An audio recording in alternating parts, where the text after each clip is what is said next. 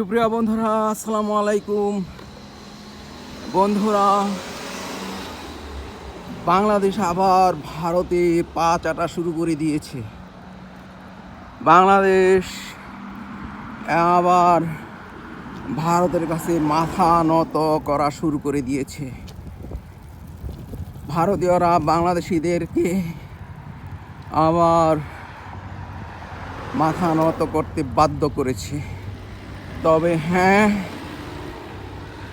বাংলাদেশের ভিতরে বাংলাদেশের সরকারের বর্তমান বিএনপির তারেক সরকারের ভিতরেই রয়েছে ভারতের অনেক বাংলাদেশি দালাল। এই সমস্ত দালালেরাই বাধ্য করছে সরকারকে ভারতের কাছে মাথা নত করতে, ভারতের নির্দেশ মতো কাজ করতে।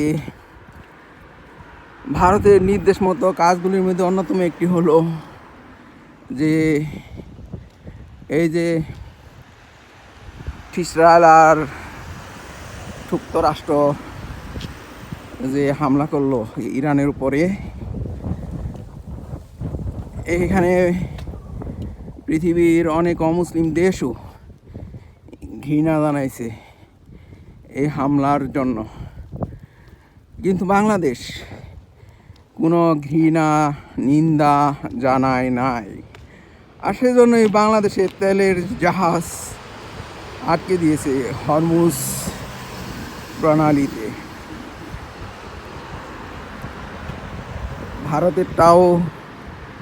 ভারতেরটাও কিন্তু আটকে দিয়েছিল, পরে আবার ভারত ইরানের কাছে মাথা নত করাতে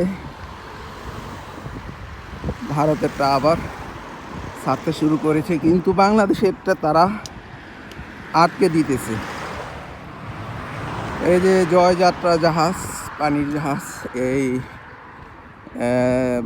বাংলার জয়যাত্রা যে জাহাজটা তেল নিয়ে আসছিল, সেই জাহাজটিকেও ইরান আটকে দিয়েছে। কারণ ইরান সরকার দেখতে পেয়েছে যে বাংলাদেশের বর্তমান বিএনপির তারেক সরকার কোনো রকম নিন্দা ঘৃণা জানায় নেই তাদের দেশের উপর হামলা চালানোতে।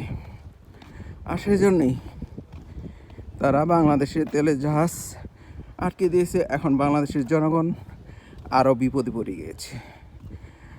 আর নিন্দা ঘৃণা জানা নাই, এর কারণ হলো যে ভারতের কাছে তারা মাথা নত করেছে।